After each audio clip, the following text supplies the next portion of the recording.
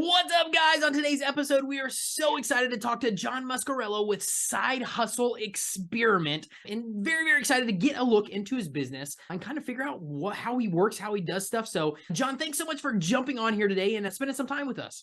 Thanks so much for having me. Yeah, we're excited to learn more about your business and dive into some things that are very different from our business model. And so we always love to hear how many different ways there are to do this reselling gig. So it's a lot of fun. So starting off, tell us, how did you even get started in the whole reselling world? And you're mainly on Amazon, is that correct? Yeah, it's officially all Amazon now. I just Okay. auction everything off of eBay, Okay. or like all the auctions finished. But yeah, I started off. Worked for a while doing marketing, copywriting, and stuff like that. And I was originally from New York, moved to Pennsylvania. And when I got the new job, like we cut a deal, like, if you do good in 3 months, like we'll give you a bonus or whatever, and up your salary. And they did. And then like when it came to the end of the year and everyone got bonuses, they're like, we already gave you a bonus. And I was like, what? Like, no, that's not what we talked about. And that was just like clicked to me. I was like, I need to be in control of like how much money I can make. Started looking around, saw Gary Vee like flipping stuff at garage sales. I always thought, I don't know, it just felt weird to me. Like, like I don't know if I could do that. Like, is it weird? And then I saw him do it. I'm like, this guy's like a millionaire and he's like buying stuffed animals on the weekend. Like, yeah, let's just try this thing. And so I started actually with furniture. So I started flipping furniture on Facebook Marketplace, Craigslist. Every time I see your Instagram, when like I see you like pull up a table, I was like, I've been there before. Like, people putting stuff out, just walking around on Sunday or whatever. It's like, oh, like let me go to my car and like come get this like quick. And like I just started doing that. I was able to do like about like 25 grand in sales, like just the first year, kind of like doing it on the weekend, just buying like people like, hey, will you take $50 for the table? And then like selling for like 250. It was just like, okay, like this is pretty easy. But then it's just like I went to New York for Christmas and then it was like, oh, I can't sell anything because all the inventory is here. And I was like, okay, now I need to find something that like could make money while I'm not there. So I found a Reezy Real Sales video talking about selling books on Amazon. Thought it was a total scam, but I was like, you know what? I'm just gonna like, I'm very like, just follow like the path and then like see where it leads. And if you don't like where it leads, then like kind of go on to the next thing or whatever. And like, sure enough, one of the first books I scanned said it was selling on Amazon for $40. And on the back of the book, it said it was like the price was like $25. I'm like, this is whack. Like, there's no way. And so like 2 weeks later, it sells for $40. I'm like, okay. So then I just kind of kept going and just like went to thrift stores, and then eventually I like got into bulk books and started buying like 1,000-pound pallets of them. And yeah, I just kind of worked my way up from there. And then basically restock limits is something on Amazon. Basically, they were like limiting how much you could sell. And like during the pandemic, they didn't want any books. They only wanted like essential goods. So that was the first kind of writing on the wall for me. Like I don't know, like, and then I basically just morphed into online arbitrage. So we're buying stuff from like Target, Walmart, all those kind of stores, and selling it on Amazon as new. Awesome. That's awesome. So you've dabbled in a little bit of all the Everything, yeah. things. So, and that's cool how it changes over time. And something he said, like you thought it was a scam at first, but then just follow the path. And that's something that you have said before. Like, if I know one person has done it, like It's possible. It's possible to do it. Yeah. So, which is pretty cool. Like just to follow the path. So, And to clarify, so you did go hardcore into books on Amazon, but now you're kind of into anything that you can buy from Target, from these places that you can actually throw on Amazon, Yeah. correct? Yeah, we stopped selling. That was one of the hardest parts of the business, was making the decision to go all OA. So it was basically like I have a warehouse, like I had an employee, and like I just couldn't make it run with just books. Like I tried to do like 1 week on, 1 week off, and then I was like, I would do books, and then I see like sales falling for online arbitrage. Like, oh, I gotta do online arbitrage, and just like it just never was able to like catch up. So I'm like, I'm just gonna bite the bullet and like stop doing books. And yeah, as soon as I stopped doing books, like I usually like doubled like the online arbitrage sales. I've just been going up from there. and when was that you really dove into the online arbitrage? So I was doing online arbitrage. I kind of started last Q4, just dabbling with it kind of. still doing the books full time. Probably was able to do like, I don't know, like 10-ish K in sales, like not that much, like, but then this July is when it was full time OA. I was kind of like getting the hang of it, like, and doing books, but then once there were no more books, it really clicked for me. And do you have somebody working for you now, like an employee, or no? Is it just you? I have two virtual assistants, and Okay. I work with a prep center. This Q4, I did most of the prepping, but it's definitely helpful to have a Yeah. prep center. As I was prepping, I was like, oh man, like, but I'm happy, like, because the stuff gets checked in quicker and whatnot. Okay. Did you have a Well, yeah, I question? did. Out of curiosity, so this might be a novice question. I don't know Like, that you know, much this is about completely new to online marketing. Yeah. arbitrage. So when you go and find something at Target or Walmart or something like that, are you buying that and then are you housing it to where you have to do the fulfillment, or are you sending it off to Amazon? How does that whole system work once you find a good thing to buy? Sure. So let's say I bought something at Walmart or whatever. So like it basically comes, you get it, you like kind of expect it, make sure if you ordered 12, you get your 12 or whatever. Then basically use a software called Inventory Labs, and it's like helps you list the software. Like to list on Amazon's like a nightmare. So like there's just a software that does it, and basically it will print you out like a little label, like a small. If you ever bought anything from Amazon, it has like this tiny label on it. It's from like a third-party seller, like me, and you put that on the label. You kind of box it up. Like Amazon's like, okay, send them to this warehouse, and then you drop it off at UPS. And when someone buys it, Amazon ships it on my behalf to them. Okay. Okay. So does this work because like more people just buy on Amazon because it's convenient, like versus buying from Walmart's website? You know, like I'm just curious, Yeah. like it's just the convenience factor. Everybody knows Amazon and it's easy. Yeah, I think it's that. I feel like everyone wants something in 2 days. I mean, even though as an Amazon seller, like I buy plenty of stuff on Amazon where I'm just like, I could probably get it cheap. But like I just pick up my phone, or like I think a lot of it too is convenience. Like they just have your history. It's like, oh, do we need, I don't know, toothpaste? There's a, you just like click it. It's like so easy instead of going to like Walmart and going to Target. Like, so I think it's like that. It's a time saver, and it's just they made it so easy to buy stuff and like track what you're buying. That's like really hard to like go to another site. Yeah. So that's what I think. That's cool. And yeah, we buy a lot of stuff from We do. Amazon We too. do. And the one thing that scares me, which I'll touch on it with you, because roughly talk about what happens if somebody gets something and you have to take a return. For some reason, they want to return it for some reason or another. Something Amazon pretty easy to get returns. Yeah. Yeah. How do you deal with that, and kind of what's the norm for somebody selling on Amazon to expect for returns?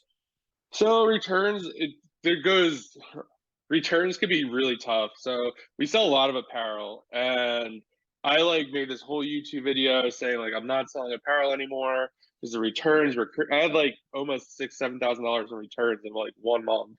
Wow. But like it's a big numbers game. So like in the software Inventory Labs, you could see like what you sold and what got returned. So I just downloaded a report and like divided sales by returns. And it was so obvious like what was getting returned and what wasn't. So I'm like, okay, I'm not gonna buy that stuff anymore. I'm like, let me try one more time. And when I did that, like all the stuff that's selling now is not getting returned. I'm like, okay, like this is cool. But usually what happens, someone returns it. I have it set up that Amazon can inspect it, or you can just have it sent back to you. So if Amazon looks at it, they're like, oh, it looks like it's still new, in good shape. They just put it back in your inventory. You have to pay like a return. I forget what the fee is. It depends on the weight, but basically like the person shipping it back, but much cheaper than like an eBay situation. And then if it's no good, they usually send it to you, and then it's like I have to inspect it. And a lot of the times, it's I just send it back because it's fine. But like anything else, like there's times where like it just destroyed, and like you just have to eat it, write it off at the end of the year, Right. Huh. Yeah, That's donate it. that's thing to like know that certain categories do get more, because you'd think like clothes, they don't fit right and then so they return them. So Yeah. that does make a lot of sense. But it's cool that you can do that. You Yeah. can like alter your business. If you do get returns in a certain category, be like, all right, now I don't want to take the risk on this category. I want to, go into something else. So that's cool that you have those reports and you can see exactly what is getting returned to the majority of it. So I like that. That's cool. Yeah, there's a lot of misconception too on Amazon about like returns. Everyone thinks like, oh, it just returns to your inventory, but like there's a lots of fees that like happen. It's like it doesn't just return. Like you get hit with like $3 fee or whatever, and like if you're not paying attention, like it really adds up. Yeah, Wow. for sure. I was curious about, because I've heard of, like, we've never tried to sell on Amazon. It just seems like there's a lot to know before getting started. I was curious about like being gated for some different categories. Like, does it start off like you're only allowed certain categories and then it opens up more for you, or how does that work? Yeah, that's typically how it works. It's Okay. changed so much since I first started. Like when I first started, like it was like like no one knew how to get engaged in anything until like people started making these guides, and then people started like saying it on YouTube, and people got really mad at them because like they exposed it, but it's like whatever. So now everyone knows how to get ungated. But yeah, typically when you first start, and it's Amazon just wants to know like you're gonna do a good job before like they're Yeah. letting you sell maybe some more popular stuff or Nike or I don't know, some of the higher end brands on there. So basically, you just have to get an invoice like from a supplier for like 10 and then submit it to them. And then usually they approve you. Oh, I've heard of people just getting started, like getting an invoice and submitting it with like no real sales history. And they said it's worked. There's been like rumors that people are taking pictures of their dogs and sending it to Amazon and they're getting ungated. So it's like all over the place. And it's like, that's like a big part of Amazon. I'm sure you guys see it too with eBay, just like the community. There's like this group think of like, well, like what's working for you, or like I heard this, or and it's just like makes it much easier to kind of like figure things out. yeah. That's really cool. Yeah, that is cool. And that's also the mindset of, because we get here a lot too, that, well, if you're sharing how to do this, like it's going to get like people, there's going to be too many people, but that's more like scarcity mindset. And it's just, there's Yeah, so much like stuff. People throw out stuff all the time. There will never be a limit of stuff that needs to be repurposed, recycled, resold. Absolutely. So, but I think it's kind of the same thing. yeah, and So, I think a lot of people forget too. It's like not everyone has like.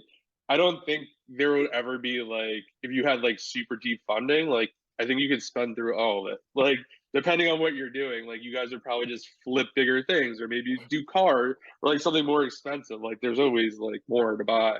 right. Step up. Yeah. For sure. One other question on the sourcing that I was thinking about too. So, are you physically going to Target, Walmart, your local stores? Are you doing it online and ordering stuff and then bringing it back and then sending it off? How does that work for you? I basically do it all online. Okay. So most of it I do it online.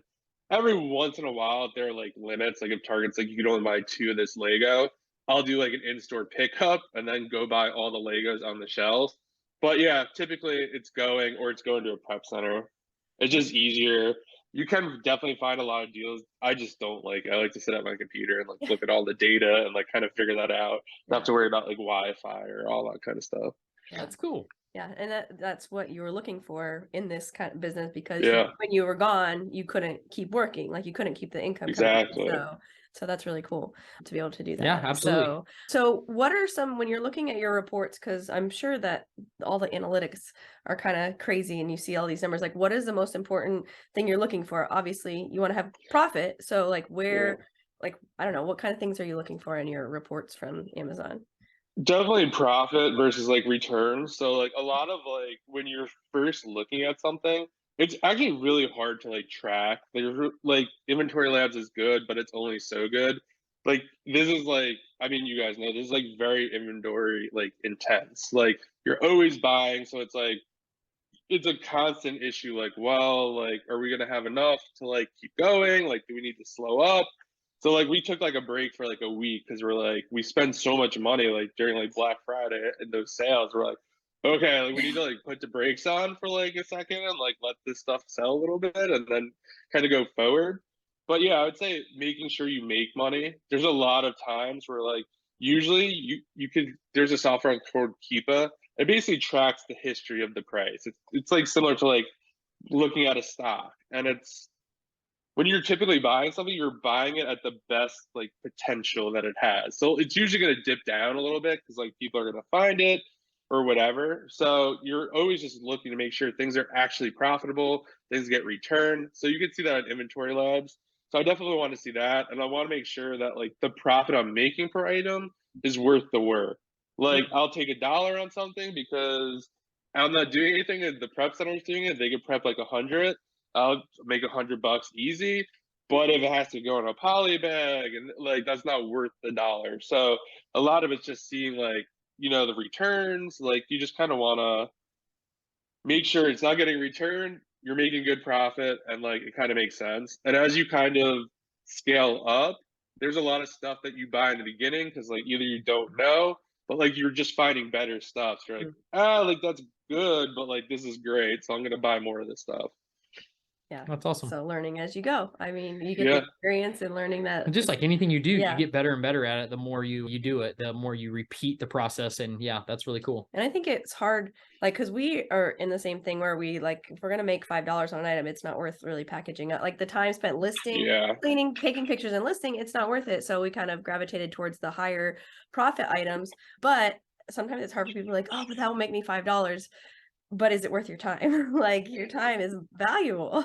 In So, your Yeah, case, you're yeah, Oh, go ahead. no, sorry. In your case, you're sitting at your computer, so you're doing it all where you're buying it, it's going to the center, and it's being done yeah, so everything. that makes sense. Physical, yeah, but for Yeah. where we're at and where we teach, also, it's like, okay, I got to buy this, I got to take the pictures, I got to Yes. clean it, Yeah. I got to ship it out. So your time is worth more than $1 per item or something like that. But it totally makes sense if you can do like your Somebody else is fulfilling it. Yeah. exactly, and your Yeah. theory of I got 100 of these, I can do it. I'm gonna make $100 on this pot right here versus $1 on one thing. So that is kind of cool. Yeah, no, that's like the best part about it too. Like when we were doing the bulk books, we also did eBay. And like it was like we were doing like 50 maybe in a year, 50K, like nothing like crazy. But like yeah, it was like only $30 and above. And like I had to have like five because like if I have to take a picture, like everything's unique. Like for Amazon, like if I buy 12 of something, it's one listing. I'm not taking pictures, I'm not doing anything, like I'm just putting a label on it, like that's fine.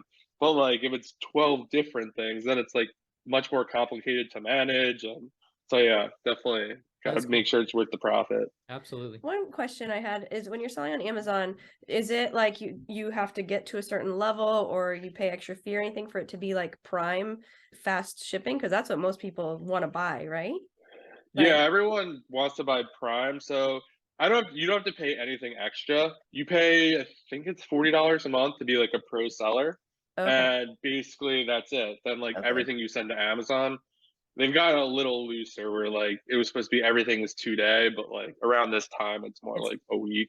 But like it's promoted as Prime. So okay. Because I know I always gravitate towards the stuff that's going to get shipped the fastest and the Yeah. prime stuff. But you will notice too, I'm assuming that the center that it's in, the fulfillment center, is what allows the quick shipment. So if people are yeah. ordering it by you and you have it in the fulfillment center there, then you might get that in one day versus if it's got to go further along, then yeah, it will still be in Prime, but it might take 3 or 4 days to Yeah. do it. So that makes sense for sure. Yeah, that's what happens. If you bought like 20 or something, you send it to one fulfillment center, and maybe they keep 10 there, and then the other 10 like disperse, like sometimes like 9 or 10 warehouses, which Wow. could be a nightmare in terms of like tracking and Yeah. like it really slows stuff up because like you probably just dump your thing with like all this other stuff, and then it's like on to the next place. Wow. Interesting. Yeah, Very interesting. that is really cool. So what are some of your average, I know like it can go up and down. This business is all, up and down Yeah. times a year, but what's kind of an average monthly revenue for you at Amazon? It's been really hard. We're in like super growth mode. So like we just surpassed like 100K in the last 30 days. So Awesome. we basically like we're doing about 10K just in OA when we had the books and probably doing like 20K a month with the books. And then once we stopped books, it was like it went from like 40K to I think it was 50, then to 70, and now like we're probably on pace to do like 120 Wow. ish. Fingers crossed. That's Yeah. awesome. So Yeah. yeah, it's like, and the goal is to kind of keep it around like 100-ish or maybe like 150. But it's hard. Like this is like prime time too, where Right. it's like it's not always like this. So, but yeah, I would probably say like average around 50 if like we're just doing normal. Okay. But these last 2 months were like 70 because it's like Black Friday, and then Yeah. like this month, yeah, it's gonna be over 100. Crazy for That's this so one. awesome. And around what percentage are you expecting to be like profit for you? I know there's So it a factor. really ranges. So it's like right now, last month it was like 15%. This Okay. month is like 20 right now. Nice. Because it's just crazy. Like, so we do a lot of, there were so many deals where you're getting like free gift cards and like all this stuff that like your buy cost for like an $80 item is like $5. So it's like the ROI on like 5 to 80 is just insane. So there's a lot of that this month. So it's a little inflated. But probably as you scale too, you kind of have to take a little less profit in order to like get enough items and order enough. So I've heard people say around like anywhere from like 10 to 15% is like pretty healthy. I think most people are around like 12-ish, probably. Okay, that's cool. Yeah, that's interesting to know. So For sure. yeah, that's really cool. We had talked to one friend a while back, and he was doing Amazon, and you were like, "Oh, I'm gonna get into that," and you were like starting to research it, and then we ended up not. We just kept doing eBay. So busy in what But we already yeah, but it's fun to have that as a different income stream. So, and you're doing this full time? Yeah, full time. Been full time 3 years now, I think. Yeah, Okay. 3 years. 2 years books mainly, and then this year, well, half of this year, all online arbitrage. Do you have any memorable buys or maybe a bad buy or any of those that you can think of? Yeah, I mean, there are definitely a bunch of bad buys. I'm trying to think. A lot of the times, what will happen is it's just when I first started, you just don't know enough. Mm. Like, you just, and it's much harder. Like with books, that was a really hard shift too, because I'm used to spending like maybe 4 grand a month, and now it's like 10 grand like a week. It's like, whoa, like this is crazy. Yeah. So it's like, okay, like, and I took a while to like ease into that, and Mm. like you're buying $20 things, and it's like doesn't work. But probably trying to think of a bad buy recently.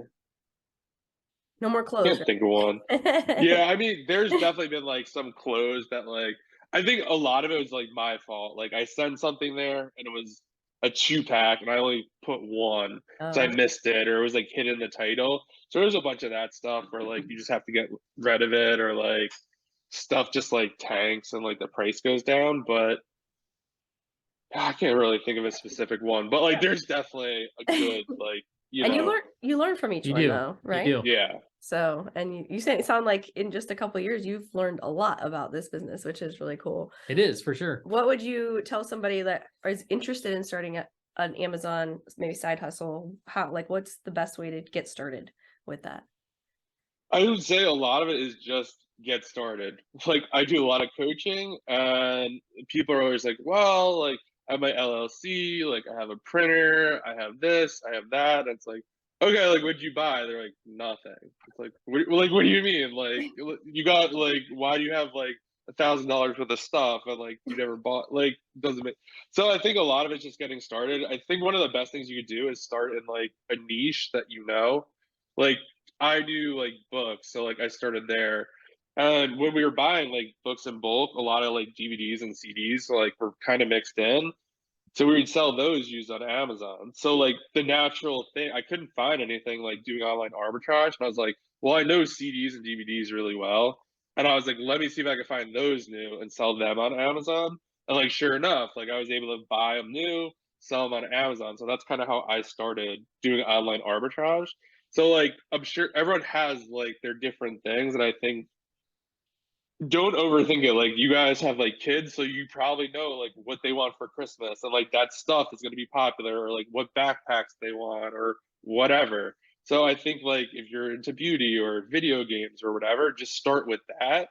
Watch some videos and get started. I think another big thing is people just consume and consume and like think they're doing it, but like you're not, like, that's important, but like you also have to like take action. Like a lot of people, I heard this on a podcast. Someone said like a lot of people measured twice to cut once, but then never cut. It's like you just have to do it, like jump in there.